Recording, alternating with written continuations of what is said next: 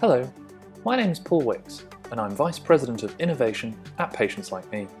Today I'm going to tell you the story of how a dedicated group of patients and caregivers led the charge on an innovative project that changed the way medicine looked at clinical trials and participant-led research forever. We call it the Lithium Study, and we'll be going behind the scenes to see how it came together. As some of you know, ALS is a fatal neurodegenerative disorder that takes away people's ability to walk, speak, use their arms and hands, and eventually to breathe. There's only one approved treatment, riluzole, which has a very small effect, and sadly we've seen dozens of clinical trials over the years fail to make an impact. So, when in 2008 an Italian study was published by a group of doctors claiming that they had found a treatment that delayed the progression of the disease, patients were hungry for more information. The drug they had used was lithium carbonate. For more than 50 years, lithium has been used as a mood stabilizer for people with mania or bipolar disorder. Because lithium was widely available, patients started asking their doctors whether they could prescribe it for them off-label in order to have a chance at slowing their disease.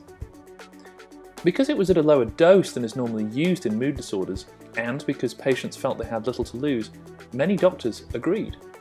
It's important to note that Italian study was small, just 16 patients treated with lithium compared to 28 controls on placebo, with both groups taking riluzole as well. Within a few weeks of the study's publication though, we saw a big increase in members of Patients Like Me adding lithium to their profile and tracking their outcome measures. Two leaders from the community really stood out, a Brazilian ALS patient named Humberto and a caregiver in the US named Karen. Together, they realised that all these patients taking lithium experimentally for themselves could in fact offer a lot more if they donated their data openly. If the drug did work, they wouldn't just be benefiting themselves, but they might help all of science to figure out whether everyone with ALS should be given this drug. Here's where Patients Like Me got involved. Our co-founders, Ben and Jamie, started the company because of their brother Stephen's experiences with ALS.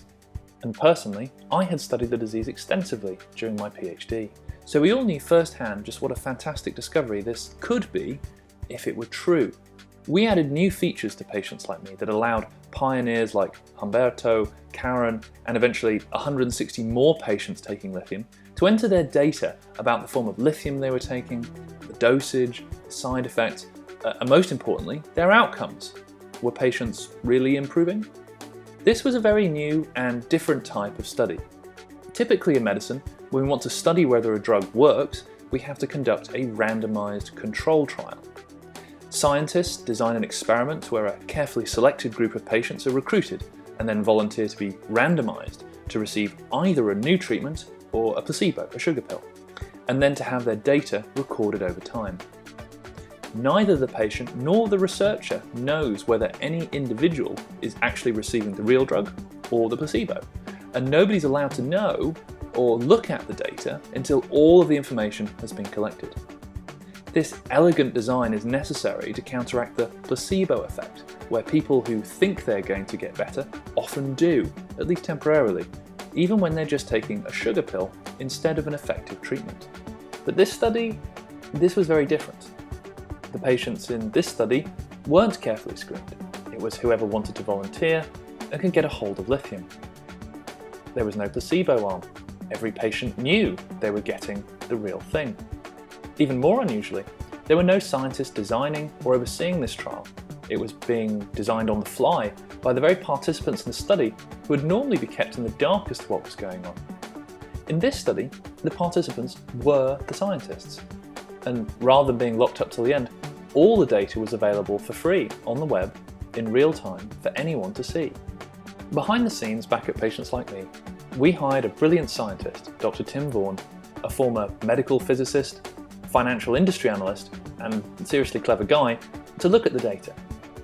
We knew right away that if patients were doing a trial in a new method, we had to figure out new ways of analysing the data. In the months that followed, Tim made a lot of graphs.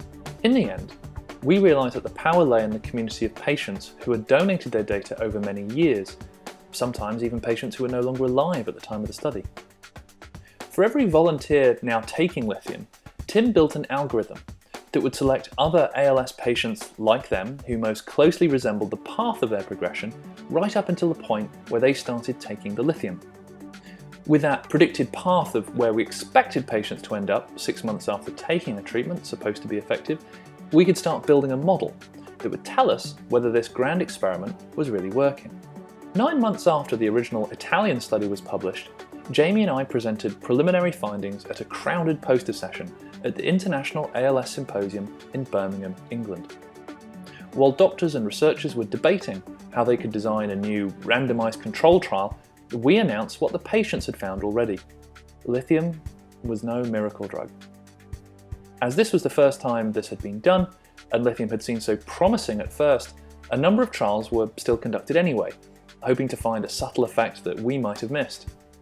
In the end though, all 5 of the major trials conducted failed to find any effective lithium. And as the months passed, our group of lithium pioneers got sicker, declined, and ultimately many of them passed away. Today, their data lives on. In 2011, the lithium study was published in the top-ranking journal Nature Biotechnology. We published Tim's matching algorithm in full alongside our findings. We uploaded a de-identified copy of the entire dataset so that other researchers could test our findings, and we ensured that the paper was open access so that it would be free for anyone to read forever. In the paper itself, we acknowledged the contributions that Karen and Humberto had made, although sadly by that time he too was no longer with us. The lithium study stirred a great deal of interest in the media, while academics today still debate whether what we did was right or wrong. In supporting the patients, did we help them to make a mockery of the randomized control trial?